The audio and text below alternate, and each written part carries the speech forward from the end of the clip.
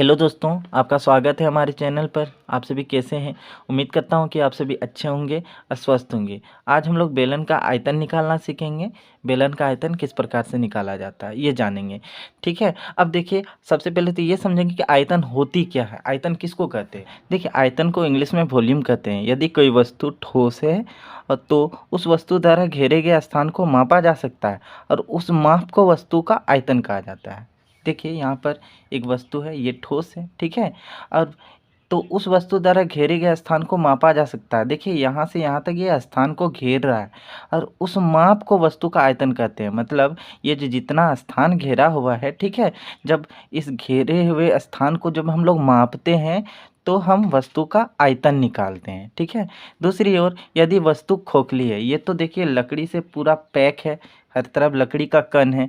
अगर ये खोखला रहता, ठीक है, जैसे कि एक डब्बा हम लाए हैं, ये खोखला है, अंदर से खाली है, ठीक है, तो उसका अभ्यंतर रिक्त होता। अभ्यंतर इसका अंदर का पार्ट ये रिक्त है, खाली है, जिसे हवा या द्रव से भरा जा सकता है। यहाँ पर देखिए हवा, यहाँ कुछ नहीं तो हवा है, तो ये हवा या द्रव से भरा जा सकता है, या हम इसमें पानी भी डाल सकते हैं। यह द्रव उस वस्तु के आकार का हो जाता है। यदि हम इसमें पानी डाल देंगे तो ये बेलन के आकार का ले लेगा, ठीक है। तो इस स्थिति में बर्तन के अभ्यंतर में जितनी वस्तु या द्रव भरा जाता है, जितना यहाँ मान लीजिए कि यहाँ पर पानी है और ये भरा गया है, तो वह उसकी धारिता कहलाती है। तब हम क्या कहते हैं कि अगर इसमें पानी है और हम पानी जितना स्थान घेरा हुआ, अगर हम पानी डाल दें तो जितना स्थान घेरा हुआ है, तब हम निकालेंगे तो धारिता निकालेंगे, ठीक है, वह धारिता कहलाएगी, जिसे हम कैपेसिटी इंग्लिश में कहेंगे। देखिए, बेलन का आयतन कहें या धारिता कहें, इसका जो मात्रक होती है वह घन मात्रक होती है, जिसे इंग्लिश में क्यूबिक यूनिट्स कहते हैं, ठीक है। अब देखिए उदाहरण, अब मात्रक के जगह में मीटर है, तो मीटर है, घन का अर्थ क्यूब होता है, पावर 3 होता है, तो ये क्या हो जाएगी, मीटर क्यूब हो जाएगी, ठीक है, जिसे हम हिंदी में घन मीटर कहेंगे। अगर सेंटीमीटर में मात्रक है तो सेंटीमीटर क्यूब लिखेंगे, इसे हिंदी में क्या कहेंगे, घन सेंटीमीटर। आयतन या धारिता है, उसका जो मात्रक होती है, तो अगर मात्रक मीटर में है तो मीटर क्यूब हो जाएगी, और सेंटीमीटर में है तो सेंटीमीटर क्यूब हो जाएगी, ठीक है। आइए अब बेलन को समझते हैं। बेलन, जिसे इंग्लिश में सिलेंडर कहते हैं, ठीक है।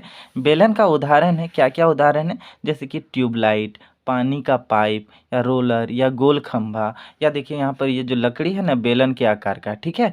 ये बेलन, इधर में दो वृत्त है, ऊपर भी वृत्त है और ये इधर नीचे पार्ट ये भी वृत्त है, दोनों तरफ वृत्त है, ठीक है, वृत्त के आकार का। तो ये बेलन हो गए। यहाँ पर ये जो डब्बा जो है ये भी बेलन के ही आकार का, इधर बीच में रिक्त है, खाली है। अगर हम बात करें इस सेंट का, तो ये भी बेलन के ही आकार का है, ठीक है। तो बेलन के आकार कुछ इस प्रकार से होती है। देखिए यहाँ पर हम फिगर भी बनाएंगे। देखिए, यहाँ से लेकर यहाँ तक इसकी त्रिज्या होती है, त्रिज्या को आर से डिनोट करते हैं, क्योंकि आर जिसका फुल फॉर्म है रेडियस, और रेडियस को त्रिज्या कहते हैं। और यहाँ से लेकर यहाँ तक जो इसकी लंबाई होती है, या कह लें ऊंचाई, इसको एस से डिनोट करते हैं, एच जिसे इंग्लिश में हाइट कहते हैं, और हाइट को हिंदी में ऊंचाई कहा जाता है, ठीक है।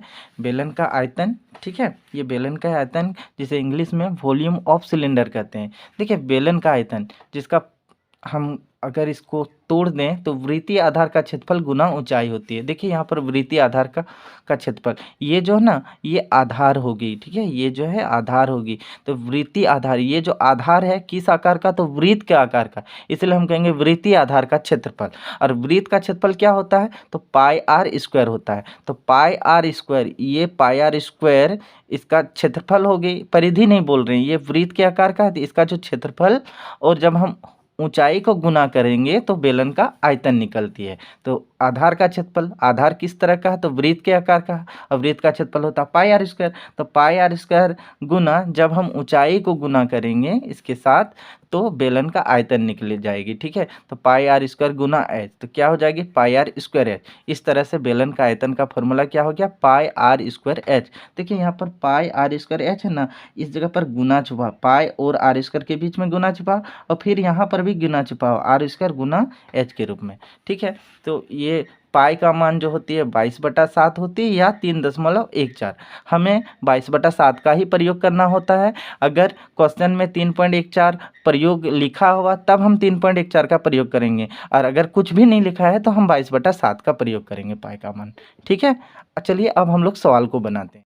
पहला नंबर का प्रश्न है, बेलन की त्रिज्या 3 मीटर है तथा उसकी ऊंचाई 8 मीटर है, तो बेलन का आयतन ज्ञात कीजिए। हमें बेलन का आयतन निकालना है। ठीक है, एक में हम बेलन का फिगर बना लेते हैं।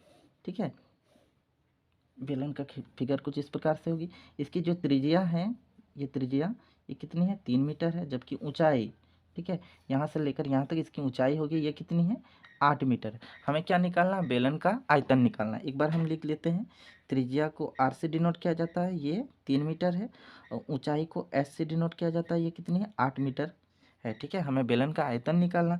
अब बेलन का आयतन का फॉर्मूला जो होती है हम आपको बता चुके हैं, क्या होती है, पाई आर स्क्वायर एच। ठीक है, क्या होती है, तो पाई आर स्क्वायर एच होती है। ठीक है, अब देखिए पाई का मान 22/7 लेना है, आर स्क्वायर इस जगह गुना छिपा है तो हम गुना लिखेंगे, आर स्क्वायर, आर कितनी है, त्रिज्या कितनी है, 3 मीटर है, तो 3 का इधर स्क्वायर लिखेंगे, गुना एच, एच मतलब ऊंचाई, ऊंचाई कितनी है, तो 8 मीटर है। ठीक है, अब इधर देखिए 22/7 गुना, यहाँ 3 स्क्वायर है, इसको समझते हैं। ठीक है, देखिए 3 स्क्वायर का अर्थ होता है 3 × 3, और 3 × 3, 3 तिया कितनी होती है, 9। अगर यही तो 4 स्क्वायर रहता तो 4 स्क्वायर को 4 × 4 के रूप में लिखते। अच्छा तो कितनी हो जाएगी, 16, तो 3 स्क्वायर का वैल्यू कितना, 9। ठीक है, ये 9 आया, गुना इधर 8। ठीक है, अब हमें क्या करना है, देखिए 22, 9 और 8 इन तीनों को एक साथ गुना करना है। ठीक है, इन तीनों को। ठीक है, चलिए पहले 22 को हम 9 से गुना करते हैं। 9 दूना 18 के 8 हाथ में बचा 1, 9 दूना 18 और 1 19, 198 आया। अब हम इसे 8 से गुना करते हैं। ठीक है, इससे तो गुना कर लिए, 198 आया, अब हम 8 से गुना करेंगे। ठीक है, 8 8 64 के 4 हाथ में बचा 6, 8 9 72 और 6 कितनी होती है, तो 78 हो जाएगी। 8 के 8 हाथ में बचा 7, 8 एकम 8 और 7 कितनी होती है, 15। ठीक है, तो हमारा जो इन तीनों को गुना करने पर मान जो आया कितना आया, 1584। ठीक है, बटा इधर हम 7 लिखेंगे। ठीक है, तो 1584/7। अब यहाँ पर देखिए मात्रक जो है मीटर में है, अब बेलन का आयतन जो होते हैं ना, यहाँ क्यूब लगा देंगे, मतलब मीटर पर पावर 3 लगा देंगे। ठीक है, या इसे घन मीटर के रूप में हम लिख सकते हैं। अब हम इसे भाग दे देंगे 7 से 1584 को। ठीक है, 7 से हम 1584 को भाग देते हैं। देखिए 7 दूनी 14। ठीक है, 15 में 14 घटाएंगे 1 बचेगी। अब इस 8 को उतारना है, 7 दूना 14, 8 में 4 घटाएंगे 4, 1 में 1 घटाएंगे, ये 0 क्रॉस से दिखाएंगे, इधर फिर हम 4 उतारेंगे, 7 छक 42। ठीक है, अब 4 में 2 घटाते हैं तो 2 मान आती है, यहाँ पर 4 में 4 घटाएंगे तो ये 0, इसे क्रॉस से दिखाएंगे। अब मेरा कुछ इस तरह से मान आया। जब हम दशमलव का भाग करेंगे तो देखिए अब तो यहाँ 2 है, 7 से 2 भाग नहीं लगेगी क्योंकि 7 से ये 2 छोटा है, तो यहाँ पर हम दशमलव लगा देंगे। जब दशमलव यहाँ लगाएंगे तो यहाँ पर एक तो 0 बैठ जाएगा। ठीक है, अब इसे 7 दूना 14। ठीक है, फिर 0 से 4 नहीं घटेगी, इससे एक दाही लेंगे 10, 10 में 4 घटाने पर यहाँ कितनी मान आएगी, 6। इससे एक दाही ले चुके हैं तो यहाँ पर इसमें एक दाही ले चुके हैं तो यहाँ पर 1 बचा, और 1 में से 1 को घटाने पर 0 मान आएगा, जिसे क्रॉस से दिखाएंगे। ठीक है, अब देखिए जब दशमलव लग जाता है ना तो अपने आप यहाँ पर एक तो 0 बैठ जाता है। अब देखिए 7 8 56, 7 63, 7 63 ज़्यादा आ रहा है तो 7 8 56, तो कुछ इस तरह से मान आया। अब देखिए 0 से 6 नहीं घटेगी, इससे 10 एक दाही लेंगे, 10 में 6 घटाएंगे तो 4 मान आएगा। इधर एक तो ले चुके हैं तो 5, 5 में 5 को घटाएंगे तो 0 बचेगी। तो हमारा जो आंसर आया वो 226.28 मीटर क्यूब। दूसरा नंबर में देखिए यहाँ पर बेलन का व्यास जो है 14 सेंटीमीटर है तथा ऊंचाई 10 सेंटीमीटर, उसका आयतन ज्ञात करना है। ठीक है, तो बेलन का व्यास जैसे हम डी से डिनोट करते हैं, ये कितनी है, 14 सेंटीमीटर है। ठीक है, त्रिज्या जो होती है ना व्यास का आधा होती है। ठीक है, त्रिज्या को आध से डिनोट करते हैं, व्यास कितनी है, तो 14 है बटा 2, 2 कम 2, 2 सत्ते 14। ठीक है, तो हमारा त्रिज्या कितना आया, तो 7 सेंटीमीटर आया। ठीक है, और यहाँ ऊंचाई दिया गया, ऊंचाई कितनी है, तो ऊंचाई जो है वो 10 सेंटीमीटर है। हमें आयतन निकालना है। ठीक है, और बेलन का आयतन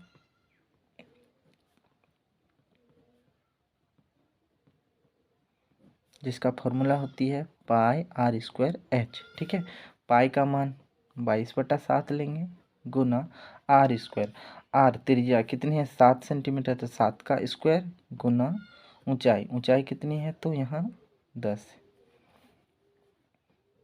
22/7 गुना 7 का स्क्वायर, 7 का स्क्वायर हम इसे 7 गुना 7 के रूप में लिख सकते हैं या 7 7 49 कर सकते हैं। ठीक है, चलिए हम 7 गुना 7 के रूप में लिखते हैं, गुना इधर 10, अब देखिए 7 का पहाड़ा पड़ने पर ये दोनों कट जा रही है, 7 एकम 7, 7 एकम 7, ये कट जा रही है, तो बचे क्या है यहाँ 22 गुना 7 गुना 10 बचा। ठीक है, अब हम इन तीनों को गुना कर देंगे। ठीक है, यहाँ पर हम गुना करते हैं, 22 से हम पहले 7 को गुना करेंगे, 7 दूनी 14 के 4, हाथ में बचा 1, 7 दूनी 14 और 1 15, 154 आया।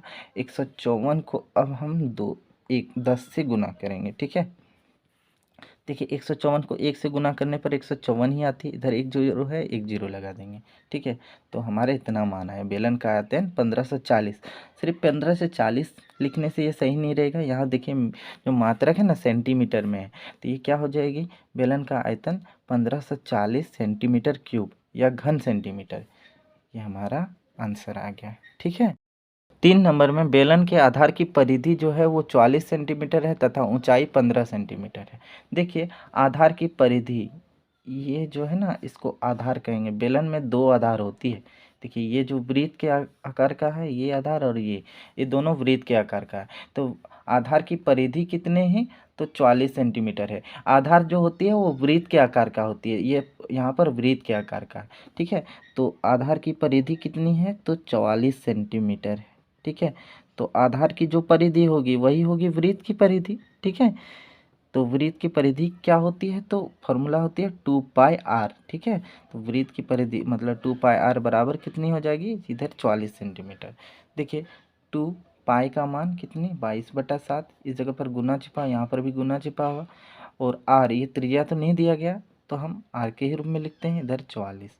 अब देखिए r बराबर ये 2 गुना 22/7, यहाँ बटा भाग के रूप में 7 है, जब बराबर की इस ओर ले आएंगे ना दूसरी ओर, तो ये गुना के रूप में हो जाएगी। और त्रिज्या के साथ 22 और 2 गुना हुई है, तो बराबर की इस दूसरी ओर ले आएंगे तो ये भाग के रूप में, जिसे हम नीचे लिखेंगे। ठीक है, कुछ ऐसा। अब देखिए 2 एकम 2, 2 दूनी 4, 2 दूनी 4, और फिर यहाँ 22 22 दोनों कट जा रही है, तो बचा क्या, कट जा रही है, तो 7 एकम 7, मतलब त्रिज्या जो आया ये 7 सेंटीमीटर आया। ठीक है, अब ऊंचाई यहाँ दिया गया है, ऊंचाई जो है ये 15 सेंटीमीटर है, h 15 सेंटीमीटर। हमें अब बेलन का आयतन निकालना है। ठीक है, तो बेलन का आयतन जिसका फॉर्मूला जो होती है आपको पता है क्या होती है, तो πr² h होती है। ठीक है, πr² h, और पाई का मान कितना है 22/7। ठीक है, आर त्रिज्या ये 7 सेंटीमीटर, 7 का स्क्वायर गुना एच ऊंचाई ये 15 सेंटीमीटर। देखिए 22/7, 7 का स्क्वायर 7 गुना 7 गुना इधर 15। ठीक है, अब देखिए 7 का पहाड़ा में दोनों कट जाते हैं, 7 कम 7, ये दोनों कट जा रही है, तो बचा क्या है यहाँ पर 22 गुना 7 गुना इधर 15। ठीक है, इन तीनों को हमें गुना कर देना, जो मान आएगा वही हमारा आंसर हो जाएगा। ठीक है, 22 को 7 से गुना करते हैं, सबसे पहले 7 दूना 14, 14 के 4, हाथ में बचा 1। ठीक है, 7 दूनी 14 और 1 15, 154 आया। अब 154 को 15 से हमें गुना करना है। ठीक है, देखिए 5 चौक 20 के 0, हाथ में बचा 2, बचे 25 और 2 27, हाथ में बचा फिर 2, 5 एकम 5 और 2 7। ठीक है, अब 1 को 4 से गुना करने पर 4, 1 को 5 से गुना करेंगे 5, 1 को 1 से गुना करने पर 1, तो 0, 7 4 11 का 1, हाथ में बचा 1, 7 5 12 और 1 13। ठीक है, और यहाँ 1 है, तो 1 और 1 कितनी हो जाएगी 2, मतलब हमारा जो बेलन का आयतन आया 2310 सेंटीमीटर क्यूब। ठीक है, ये हमारा आंसर आ गया। 4 नंबर का प्रश्न देखिए, यहाँ पर पाई 3.14 लीजिए, मतलब इसमें हमें पाई का मान 3.14 लेना है। तो यहाँ बेलनाकार पाइप की त्रिज्या जो है वो कितनी है, आर जो है ये 5 मीटर है, और इसकी ऊंचाई एच ये 100 मीटर है। ठीक है, हमें इसकी आयतन निकालना है। ठीक है, तो आयतन, बेलन का आयतन जिसका फॉर्मूला क्या होती है, तो πr² h। हमें इसमें क्या करना, पाई का मान 3.14 लेना है, गुना r², r जो है 5 मीटर है, तो 5 का स्क्वायर गुना h ऊंचाई, ऊंचाई कितनी है, तो 100 है। ठीक है, देखिए 3.14, 5 का स्क्वायर को हम 5 गुना 5 के रूप में लिखेंगे, गुना इधर 100।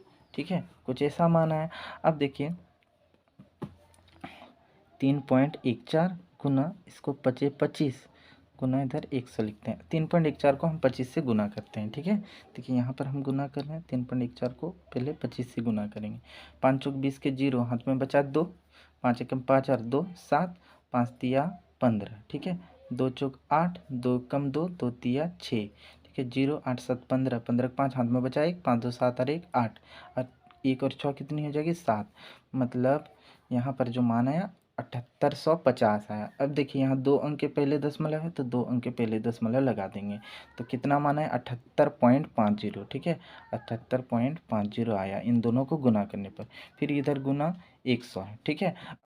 78.50 गुना 100 है, तो 78.50 हम 78.5 के रूप में लिख सकते हैं। इधर में जीरो का वैल्यू नगण्य होती है, ठीक है। दशमलव के बाद जीरो का वैल्यू नगण्य होती है, चाहे लिखें या नहीं लिखें उससे कोई फर्क नहीं पड़ता। 78.5 गुना 100। अब हम इन्हें गुना करेंगे, ठीक है। यहाँ पर हम गुना करके देखते हैं। 78.5 को हम 100 से गुना करेंगे, ठीक है। 0 से 5 को गुना करने पर 0, 0 को 8 से गुना करेंगे 0, 0 जीरो हो जाती है। फिर 0 से 5 को गुना करने पर 0, 0 से 8 को गुना करने पर 0, 0 को 7 से गुना करने पर 0, 1 पचे 5, 1 अट्ठे 8, 1 सत्ते 7, ठीक है। 0 0 5 8 7। अब देखिए यहाँ पर 1 अंक के पहले दशमलव है तो 1 अंक के पहले दशमलव लगा देंगे, ठीक है। तो हमारा मान कितना आया 7850 मान आया। देखिए पॉइंट 0 है, पॉइंट के बाद 0 लिखें या नहीं लिखें बात बराबर है, ठीक है। तो 7850 मीटर स्क्वायर हमारा आंसर, सॉरी मीटर क्यूब हो जाएगी। आयतन में मीटर क्यूब होती है, तो ये हमारा आंसर आ गया, ठीक है। उम्मीद करता हूँ कि आपको ये सभी समझ में आ गई होगी। तब तक के लिए इतना ही। देखने के लिए धन्यवाद।